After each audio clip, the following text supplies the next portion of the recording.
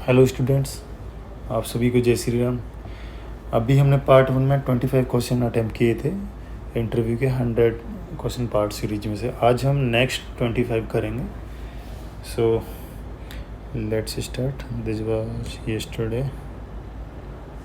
Okay, देखो ये आपका फर्स्ट क्वेश्चन है।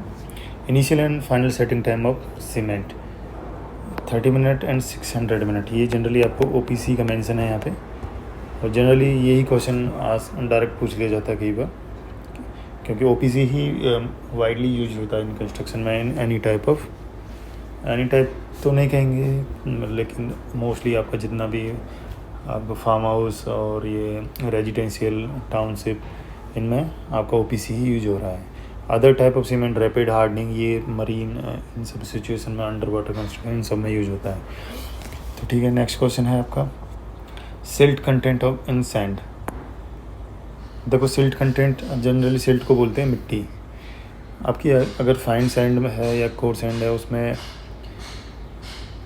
सपोज आपका सिल्ट पार्टिकल यानी मिट्टी के पार्टिकल बहुत ज़्यादा हैं, तो जब सपोज सैंड से आप प्लास्टर के वर्क में लेंगे या तो उसमें क्या है, वो जब एक टाइम के बाद डिटेरिएट कर देती है उसकी क्वालिटी को। तो इसलिए हमें सिल्ट कंटेंट की एक स्पेसिफिक लिमिट एज पर IS कोड मेंशन है, वो है less than 8% by of its volume. इससे ज़्यादा नहीं होनी चाहिए, अदरवाइज जैसे कि मैंने बोला, देखो बॉन्डिंग को इफेक्ट करता है, क्वालिटी डिटेरिएट करता है उसका सीमेंट के साथ, जहाँ पे भी आप इसको अप्लाई करोगे, यूज करोगे। ठीक है, अगला है finance modulus. Finance modulus FM बोलते हैं शॉर्ट में इसको। ये इंडिकेट्स करता है particle size distribution of aggregate, कि वो कितना फाइन है, हमारा किस रेंज में है। ठीक है, इसकी कुछ लिमिट्स भी रहती हैं IS कोड में। तो जितना लो FM, जैसे सैंड इज फाइन, तो जैसे फाइन सैंड है उसका जो FM है, फाइन मॉडुलस, कम होना चाहिए। अगर कोर्स है तो सैंड के कंपैरिजन में उसका FM ज़्यादा आएगा, बिग पार्टिकल्स। ठीक है, इसकी पूरी एक टेबल रहती है, और फिलहाल आपको इतना ही आपके लिए एप्लीकेबल ठीक है एग्जाम पॉइंट ऑफ व्यू से। फाइनल मॉडुलस FM क्या इंडिकेट करता है। अगला है grading zone of sand. Grading zone of sand मतलब ये क्वालिटी को प्रीफर करता है। जैसे कि sand is divided in 4 zones of the particle size, zone 1, zone 2, zone 3 and zone 4। ठीक है, 2, 3 एंड 4। ये कुछ इस तरीके से रहता है, जैसे जोन 1 जो है आपका, इसमें कोर्स यानी कोर्स ग्रेन्स, बिग साइज के जो पार्टिकल वो आते हैं इस कैटेगरी में। जोन 2 में आपके मीडियम कोर्स या मीडियम ग्रेन्स। ठीक है, जोन 3 में मीडियम फाइन, जोन 4 में फाइन वेरी स्मॉल ग्रेन्स इसमें आते हैं। तो एज पर यूज होता है ये। जैसे कोर्स ग्रेन्स आपके हैं, ये वेरी गुड फॉर कंक्रीट, और मीडियम ग्रेन्स हैं तो ये और भी best for concrete and plaster. अगर आपका मीडियम फाइन है, ओके फॉर प्लास्टर वर्क। अगर आपका बहुत ज़्यादा फाइन है तो ये नॉट गुड फॉर कंक्रीट। ठीक है, इस तरीके से ग्रेडिंग ऑफ जोन आपको क्या बताता है, फाइननेस या ग्रेन साइजेज आपको प्रीफर करता है कि कौन सा है। और जैसे कि आपने देखा, साइज मैटर करता है कंक्रीट की स्ट्रेंथ पे और कहाँ पे यूज करना है, ये भी। अगला है टाइप ऑफ बिटुमेन। ठीक है, बिटुमेन आपका जैसे इसमें दिया हुआ है VG10 और आपका VG40, VG10-40 use based on temperature and traffic.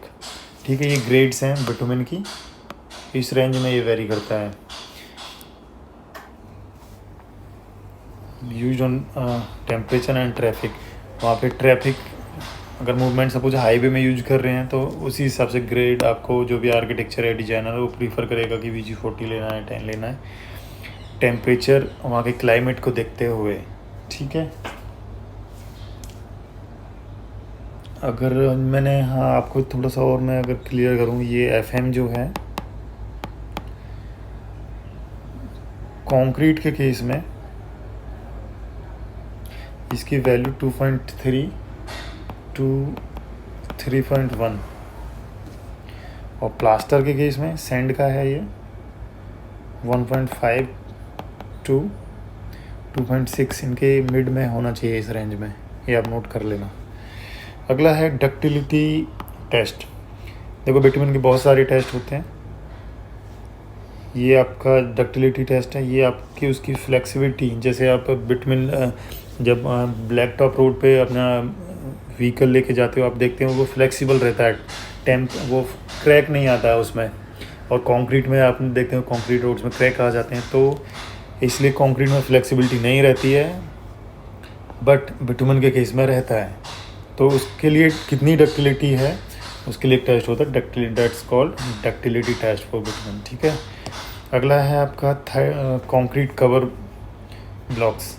Concrete को कवर क्यों देते हैं?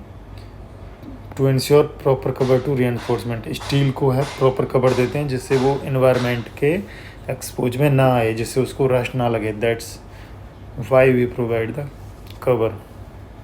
अगला है फॉर्म वर्क स्ट्रिपिंग टाइम, मतलब जो शटरिंग है आपका, जो भी कॉलम या बीम वटेवर आपका स्ट्रक्चर हो उसका स्ट्रिपिंग टाइम क्या है विद एडुकेट क्यूरिंग। वो आपका स्लैब के केस में 7 डेज और बीम के केस में 40 डेज। ठीक है, अगला है आपका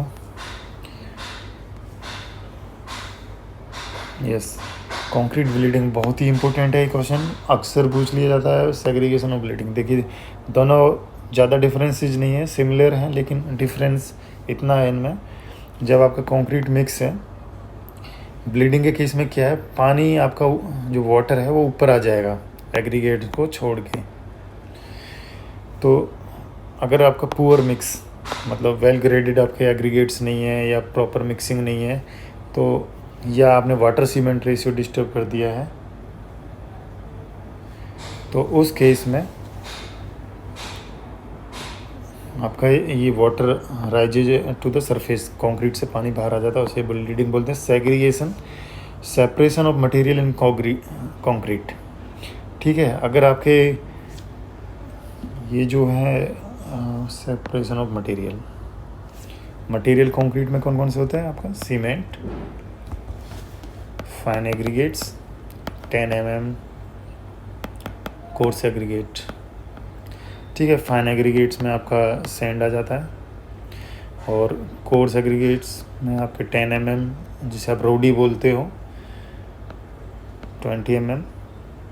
ठीक है, तो ये चीज़ें आपके कोर्स एग्रीगेट्स में आ जाती हैं। और वाटर, एड मिक्सचर, ये आपके कंक्रीट में सारी चीज़ें रहती हैं।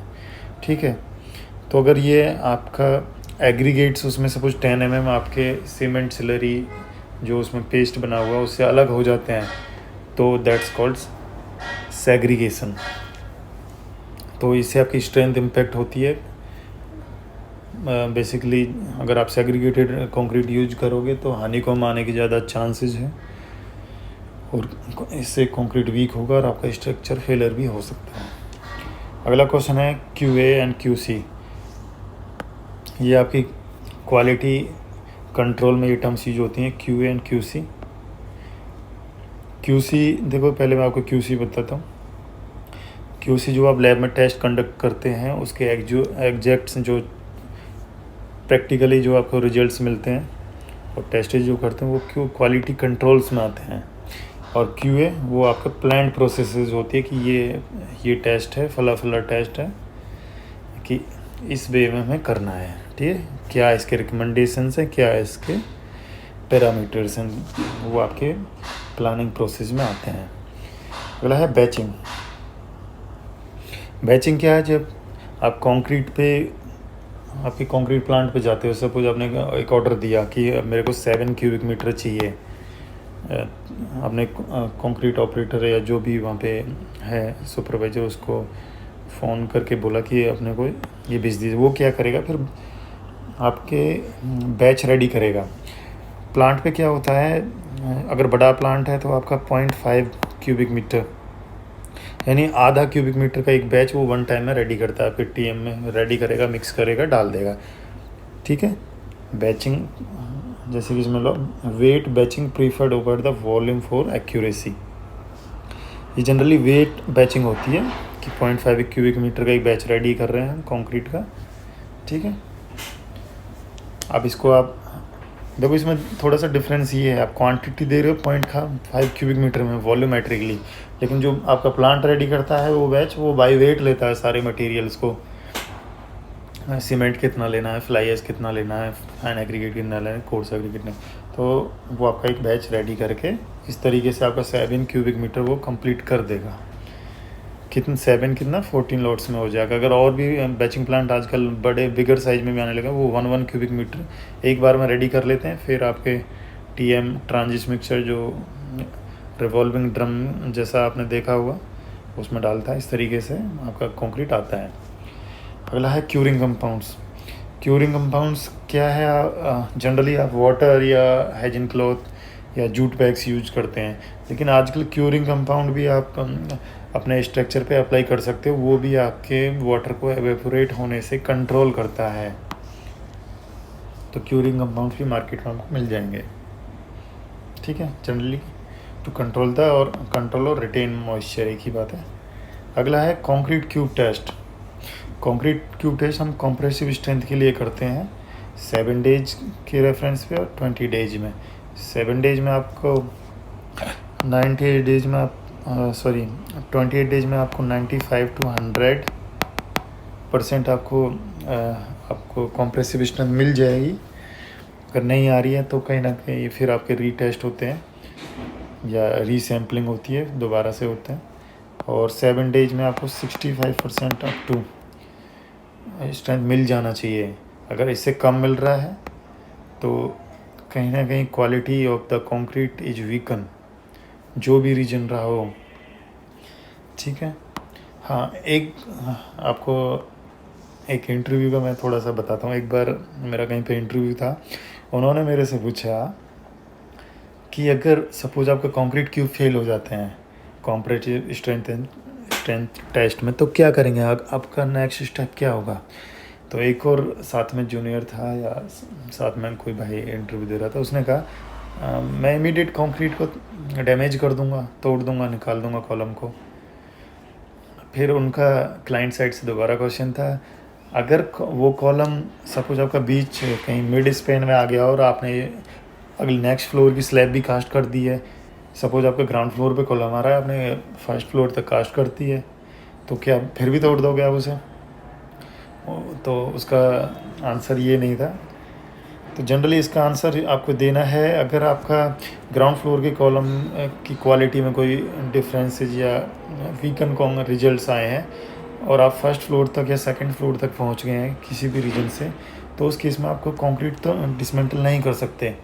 उस केस में आपके रिबाउंड हैमर या पल्स वेलोसिटी टेस्ट होते हैं, कोर कटिंग टेस्ट भी होते हैं। अगर उसमें भी फेल हो जाते हैं सारे रिजल्ट, फिर आप वाटर नहीं रेट्रोफिटिंग इंजीनियरिंग पे जाते हैं, जिसमें आप कंक्रीटिंग जैकेटिंग करते हैं, उसका क्रॉस सेक्शन बढ़ाया जाता है। सो हर केस में आप अपने स्ट्रक्चर को, ऐसा नहीं है ख़राब हो गया या रिजल्ट से नहीं आया तो तोड़ के निकाल दो बाहर। ठीक है। तो अगला हमारा नेक्स्ट क्वेश्चन है IS 516195 method of concrete compressive strength. ये IS 516 इम्पोर्टेंट है, जैसे कि मैंने पहले बताया।